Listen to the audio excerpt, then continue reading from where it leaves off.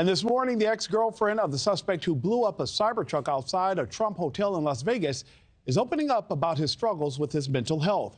Investigators say Green Beret Matthew Livelsberger shot himself before the truck blew up on New Year's Day, injuring 7 people. His ex-girlfriend, Alicia Arritt, says he messaged her just days before that happened. Now, reporter Nicole Fierro from our NewsNation affiliate in Denver spoke with Arritt about Livelsberger and the pain he carried from his multiple deployments overseas. A texted video just days before. A video of him dancing in the car and then the Cybertruck's headlights. I had no idea. Alicia Arritt is the ex-girlfriend of Matthew Livelsberger, the 37-year-old active-duty Army soldier from Colorado Springs who police believe was at the center of this Cybertruck explosion in front of President-elect Donald Trump's hotel in Las Vegas.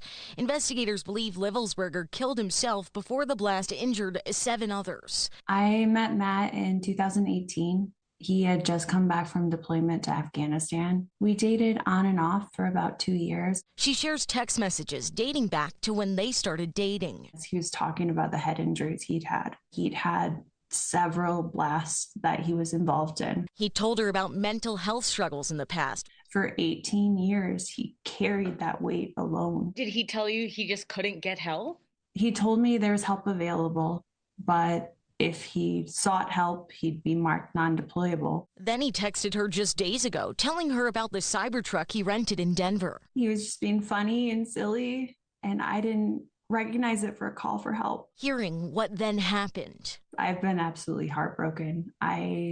It's not the man I knew back then. He was one of the most loving and generous people I ever met. As for what he wrote in the note recently released from police about this not being a terrorist attack, but a wake-up call.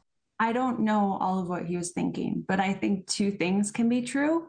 The anguish of war from 18 years of going on missions. And I think he could have some legitimate concerns about international concerns. He probably had a lot more information than most of us do. That was Nicole Fierro reporting from our NewsNation affiliate in Denver. Thanks for watching, everybody. Go to joinnn.com to find NewsNation on your television provider.